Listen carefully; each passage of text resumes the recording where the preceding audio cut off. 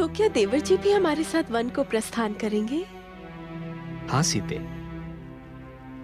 और साथ चलने के लिए आज उसने जो तर्क दिया मुझे, उस तर्क ने मुझे उसी प्रकार निरुत्तर कर दिया जिस प्रकार एक दिन आपके तर्क ने किया था।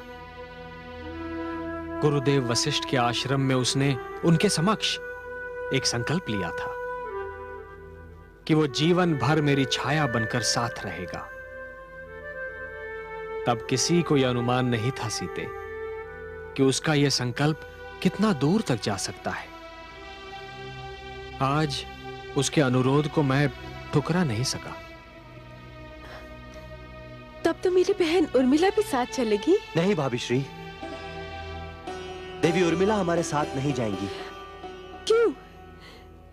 जब मैं अपने पति के साथ जा सकती हूँ, तो मेरी बहन अपने पति का साथ क्यों छोड़ेगी? भाभी श्री,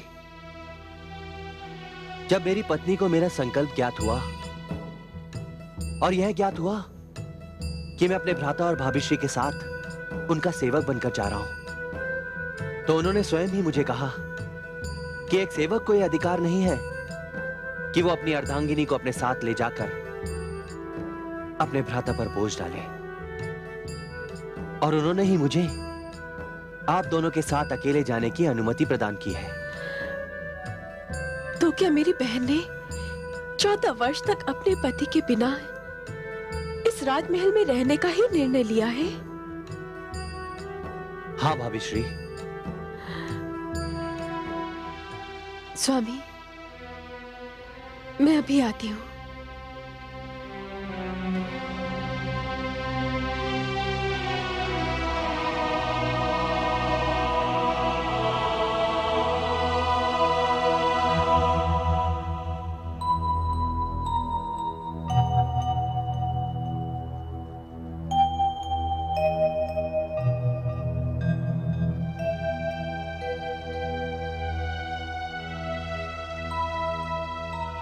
उर्मिला दीदी,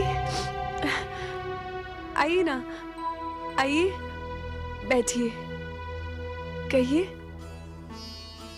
वैसे तो मैं तुमसे विदा ले चुकी हूँ, किंतु ऐसा लगा कि मैं तुमसे एक बार फिर ना मिलूं तो मेरी इच्छा अधूरी रह जाएगी। क्या दीदी, कैसी इच्छा? तुम्हारे चरण छूने की इच्छा। ये क्या कह रही हैं दीदी आप? आपकी बात सुनने से पहले मेरे कान पत्थर के क्यों ना बन गए? नहीं उर्मिला, संसार के लिए मैं अवश्य ही तुमसे बड़ी हूं, किंतु आज जो मैंने सुना, उसको सुनने के उपरांत ऐसा लगा जैसे कि तुम मुझसे भी बड़ी हो। मैं तो अपनी तपस्या में अपने पति के साथ हूं, किंतु तुम्हारी तपस्या, उसकी कल्पना तो कोई साधारण स्त्री कर ही नहीं सकती। तुमने तो अपने पति का साथ त्याग दिया है, वो साथ जो हर विवाहित स्त्री का जन्मसिद्ध अधिकार होता है। दीदी, नहीं उर्मिला, ये त्याग केवल वही स्त्री कर सकती है जिसका हृदय बहुत बड़ा हो, अस्तित्व बहुत महान हो। मैंने तो अपने पति के साथ रहने के लिए वनवास का निर्णय लिया है, किंतु तुमने तो राजमहल में रह के वनवास का निर्णय लिया है। अकेलेपन का वनवास, सूनेपन का वनवास, राजमहल का वनवास। नहीं दीदी, मैंने कुछ नहीं किया। छाया को काया से केवल अंधकार ही दूर कर सकता है। जीजा श्री काया है और मेरे पति छाया। क्या मैं छाया को काया से दूर करने के लिए अंधकार बन जाती? फिर तो मेरा जीवन नर्क समान बन जाता। मैंने कोई त्याग नहीं किया है, केवल पातिव्रत धर्म का पालन किया है।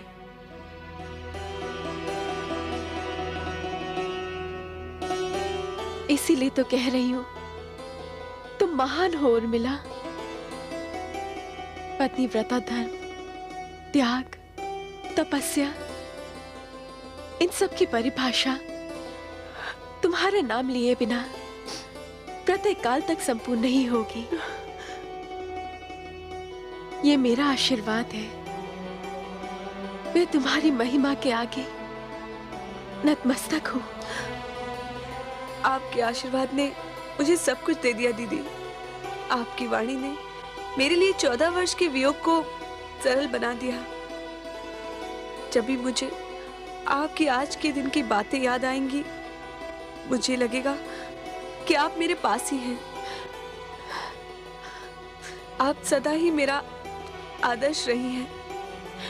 ये त्याग है, तपस्या, जो भी है, मैंने आप ही से सीखा है।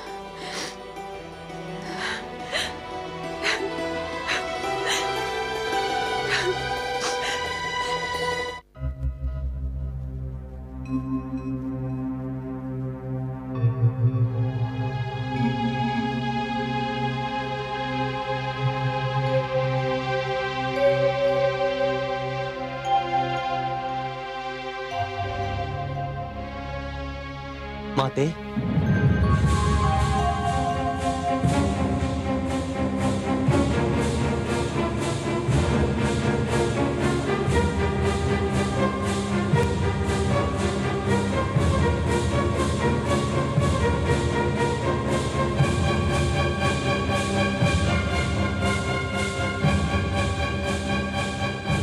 ये क्या पुत्र, तुमने ये वस्त्र क्यों धारण कर रखे हैं?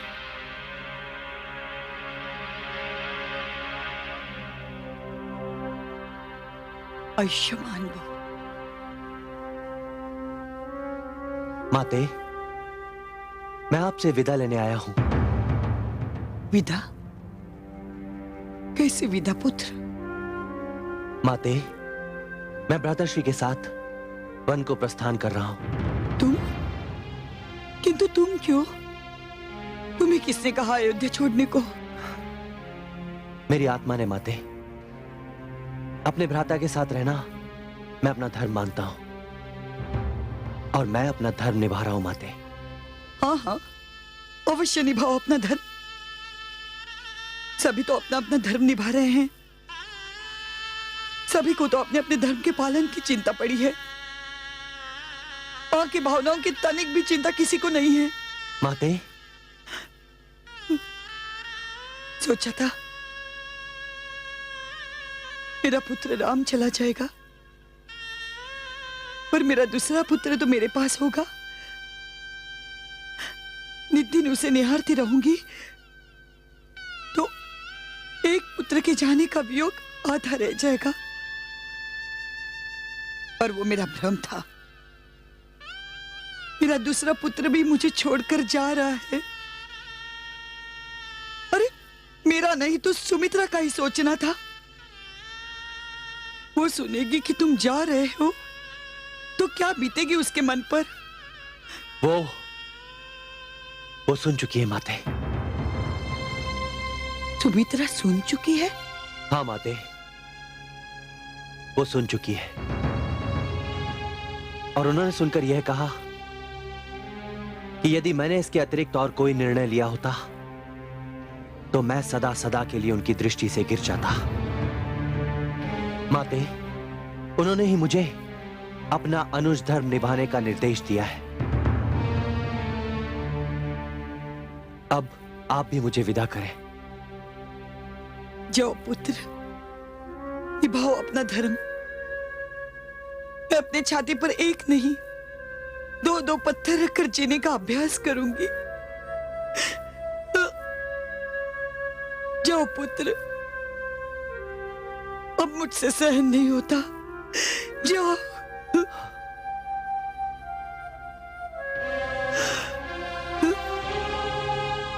आशीर्वाद दीजिए माते।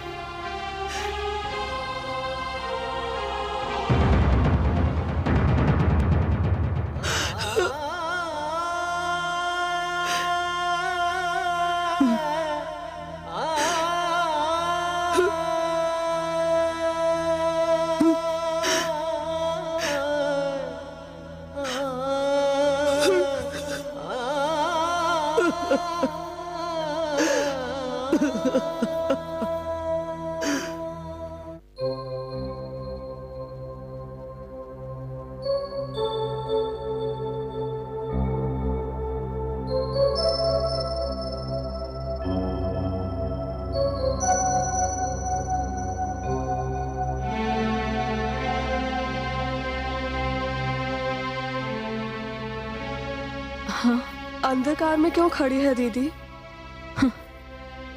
अंधकार तो हमारे जीवन पर छा गया है। इस कक्ष का अंधकार तो एक नन्हा सा दिया भी दूर कर सकता है, लेकिन जो अंधकार हमारे जीवन पर छा गया है वो कैसे दूर होगा? आप ठीक कहती हैं दीदी। दुर्भाग्य तो इस बात का है कि ये अंधकार मेरे परिवार के कारण फैला है। मुझे चिंता इस बात की है कि ऐसी कठिन घड़ी में मेरे पति भी अयोध्या में नहीं है। मैंने सोचा था कि हम चारों बहनें साथ मिलकर रघुकुल की एकता को बढ़ाएंगी। दीदी, हम 4 बहनों में तो अब भी कोई मतभेद नहीं है, और सत्य पूछो तो हमारे पतियों में भी आपसी मतभेद नहीं है। यदि राजकुमार भरत यहाँ होते तो संभवतः ये सब होता ही नहीं जो हो रहा है। हाँ बहन, कुछ दिन अपने पतिदेव के साथ रहकर मुझे विश्वास हो गया है कि यदि वो यहाँ होते तो ये अनर्थ कभी नहीं होता, किंतु मुझे समझ नहीं आ रहा कि अब किया क्या जाए। आज अयोध्या नगरी में हर एक नेत्र अश्रुओं से भीगे हुए हैं। इन अश्रुओं को केवल हमारे आंचल ही पोंछ सकते हैं। दीदी, हमें अपने आंसू पीकर माताओं के आंसू पोंछने होंगे। हमें पिताश्री का भी ध्यान रखना होगा। दीदी, ये उदास होकर बैठ जाने का समय नहीं है। हमारे धर्म की परीक्षा आज से आरंभ हो रही है।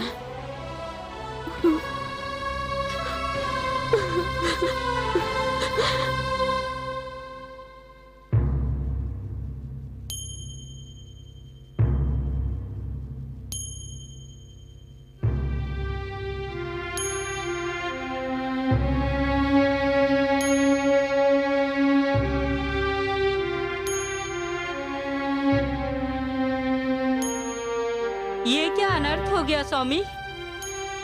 क्या कहूं देवी, ईश्वर ने मुझे देखने, सुनने और बोलने की शक्ति क्यों दी? ना दी होती तो आज वो नहीं देखता जो देखना पड़ रहा है, वो नहीं सुनता जो सुनना पड़ रहा है, वो नहीं कहता जो श्री राम को कहना पड़ा कि महारानी के कही के हट के कारण वो युवराज नहीं बनेंगे। देवी, आज मेरी आंखों के सामने वो परिवार बिखरा जा रहा है जिसकी एकता समस्त संसार के लिए उदाहरण थी, और मैं इसका एक मूक दर्शक बनकर खड़ा हूं। ये सब तो किसी ने स्वप्न में भी नहीं सोचा था। जो स्वप्न में भी नहीं सोचा था वो सत्य आज आंखों के सामने खड़ा है। ईश्वर महाराज पर दया करे। स्वामी, आपको महाराज को छोड़कर नहीं आना चाहिए था। सत्य कह रही हो देवी, इस कठिन घड़ी में न जाने कब उन्हें आवश्यकता पड़ जाए। मैं जाता हूं।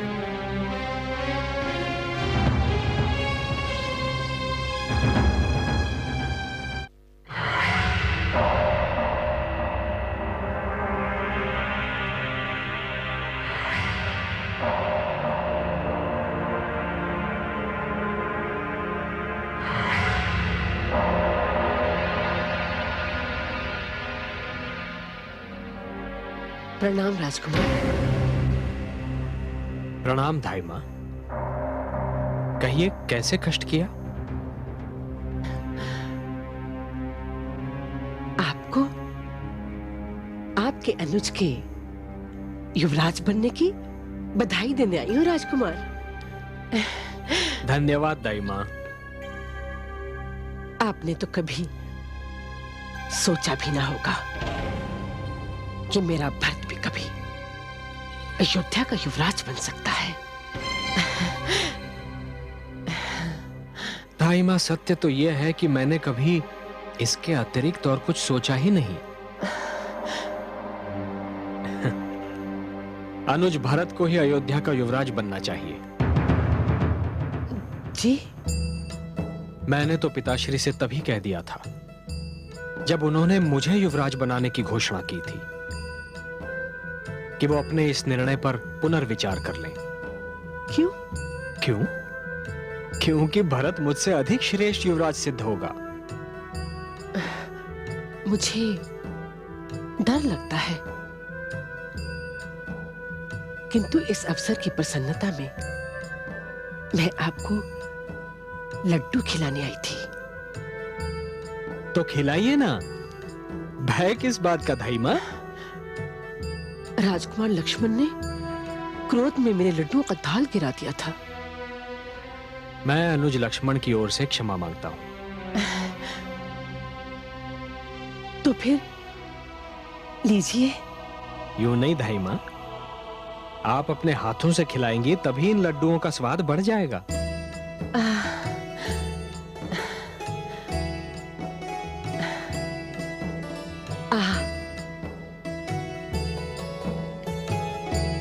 वाह वाह धाई मां। धाई मां, जिस प्रकार स्वाति की बूंद संसार की सबसे मूल्यवान बूंद होती है, उसी प्रकार आपके हाथ से खाई हुई मिठाई सारे मिष्ठानों से बढ़कर है। धाई मां, आप मेरा एक कार्य करेंगी? क्यों नहीं, आदेश दीजिए। धाई मां, आप भरत से कहिए कि उसे अयोध्या के सिंहासन पर देखना मेरे जीवन की सबसे बड़ी इच्छा थी। वो पल तो मैं देख नहीं पाया, किंतु उस पल का मुझे इतना हर्ष था कि मैंने मुंह मीठा करने के उपरांत ही अयोध्या नगरी को छोड़ा। मैं अवश्य कह दूंगी। और धाई मां, आपको भी बहुत बहुत धन्यवाद। प्रिय भरत के युवराज बनने की प्रसन्नता में आपने मेरा मुंह मीठा करके जो आनंद मुझे दिया है, वो सदा मुझे लुभाता रहेगा। मैं